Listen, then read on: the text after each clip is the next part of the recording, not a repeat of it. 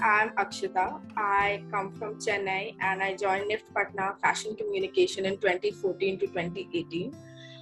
I have a very personal connection with handlooms myself. I come from Chennai and I live in a district called Kanchipuram, where the legendary Kanjivaram saris come from.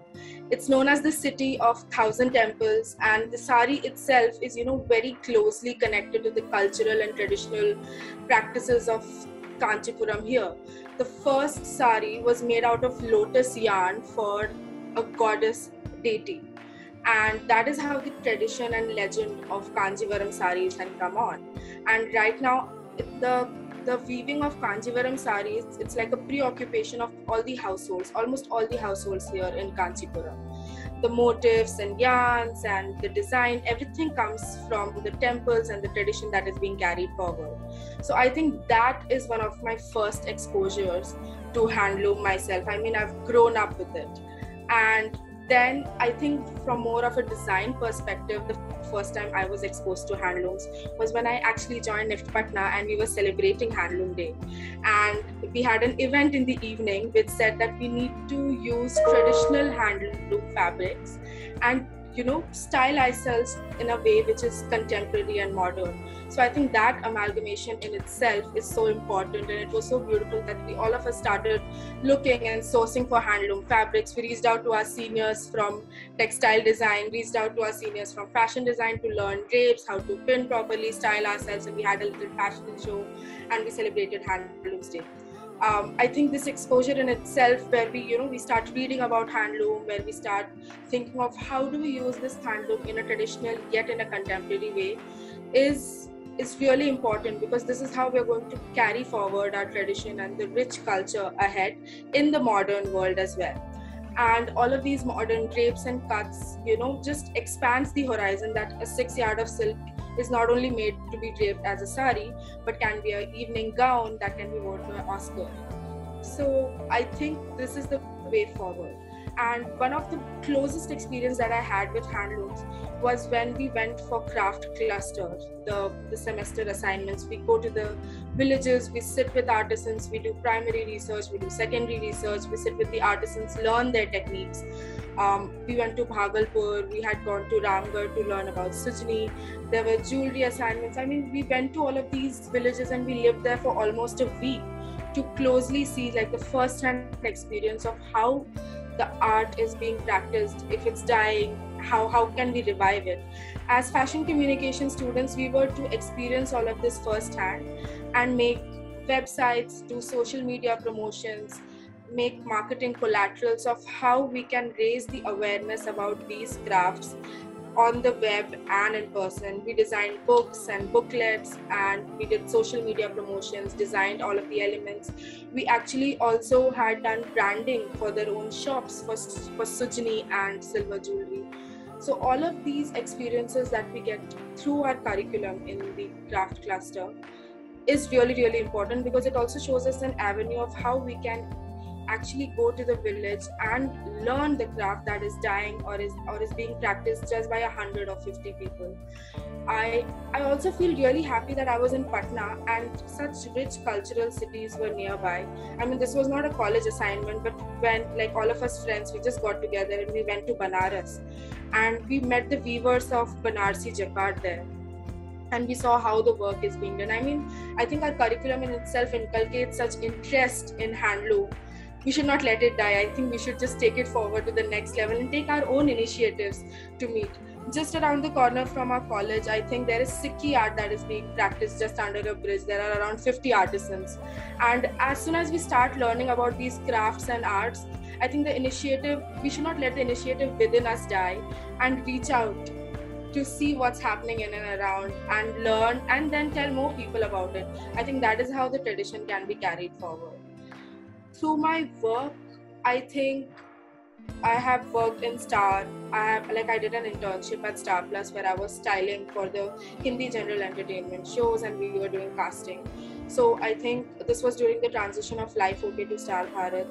We had a show where styling was going on, and then I had to style around 5 characters. So we as a team, we linked all the 5 characters to some sort of saris. Like if somebody was traditional, she was wearing kanjivaram and she was wearing silks. There was this professor, so we gave her beautiful linens and khadi with alphabets encrypted on her sari. I mean, in every aspect of our work, as rightly as you mentioned, that the lens is not just photography. I mean, in every horizon, you could put in a filter of handloom and see how can this be inculcated in this field. While I was working at fashion magazines, when we used to style, or there was an event or there was a layout that needed to be made, we would always choose these sustainable brands or brands that inculcated handlooms. I mean, there are wonderful brands in India that are doing great stuff with handloom. And as consumers, we have also started giving importance to sustainable and handloom material.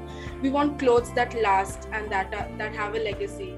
I mean, I understand a lot of people like fast fashion, but handloom is called timeless for a reason. That is my belief, that handloom is timeless and fast fashion is of course not timeless.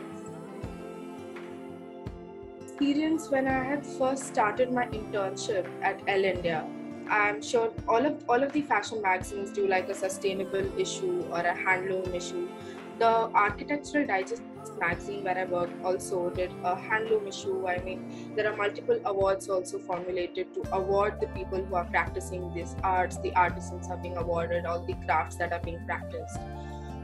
All of these little initiatives, I believe, is also really, really important to recognize the people who are still practicing this art and still making products and designing garments and decor using handloom material. I mean, this is the way. This is not going to die. I know power loom is prevalent in most of the industry, but handloom as well is one of the largest practices in India after agriculture. I mean, it's an occupational practice. So I think as consumers, if we just decide that we need to wear, we value handloom and we have to wear handloom and we have to pass it down the generation, we teach what is the importance of handloom and how rich our culture is. I mean, that is the most important part. And as for my experience, I would like to bring an anecdote here. Recently, Vaishali Shadangule, she used Chanderi, a handloom material, and showcased at the Haute Couture Week recently.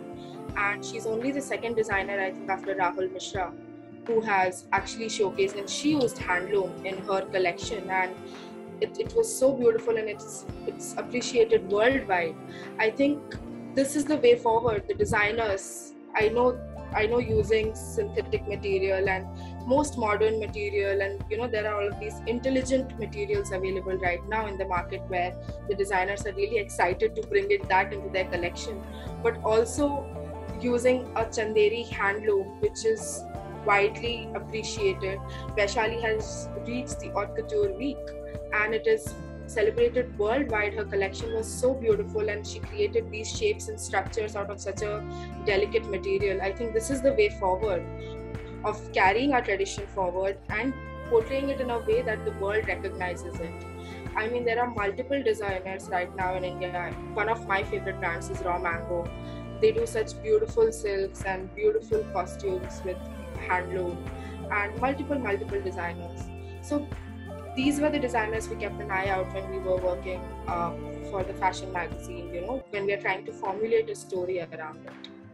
So this was my experience there, and in the difficult times like this, I know all the professions have suffered during COVID-19, and I think handloom, the artisans have suffered a lot because everything was shut and people are not going out to buy clothes. I mean, people have nowhere to go, so I think the consumption has also reduced.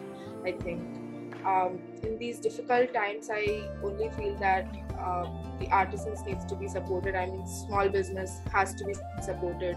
All of these Instagram shops or e-shops, wherever things are available, I think support is the only way to go. Support is the only way to go for all of us. We're supporting each other. We might as well also support what is being locally made, what is made in India, and what our artisans are making.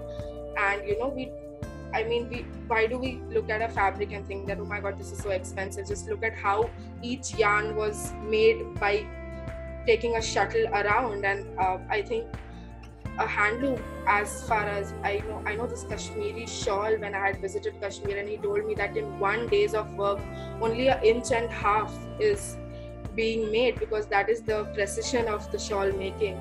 I mean, that should be prized. It's like somebody literally made art for you and you're wearing art around yourself. So I think that is the way of thinking that will take us forward. I think that is the angle, or that is the lens we have to look through.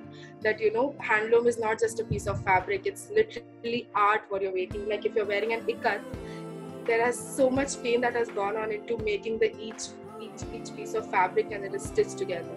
So I think handloom is art. I think that is how we should consider it. Yeah. I think it's a folk tale from the time where there was Mughal reign over India, and this was during Akbar's reign. I think weavers from Calcutta actually made a fine piece of muslin, and they covered a whole elephant with the piece of muslin that they had made, and they challenged Akbar that this muslin would pass through a ring, and and then the whole court was like, oh my god, that's not possible, because this is such a large piece of fabric that has covered a whole elephant. How can you do that? I mean, this is an anecdote to just appreciate the finesse of our artisans of in that times, how finely did they weave that muslin that it actually passed through a ring that a courtesan gave them. Like, they proved it to the whole world. And I think poet Amir Khusro had compared our muslin to woven air, and it felt like, to touch it, it was cool as a dewdrop, and it is as light as woven air, and the fall of the fabric was like watching the river flow down the glacier. I mean, I understand the importance of the handloom and how beautiful it is. I mean, we need to look at our handloom and our art as a possession that we have been given from hundreds of years ago, and we need to, I think it's like a dharohar that we have been given, and to all of us, not a single person. And I think it's our personal responsibility to take it forward and not let it just get lost in between fast fashion.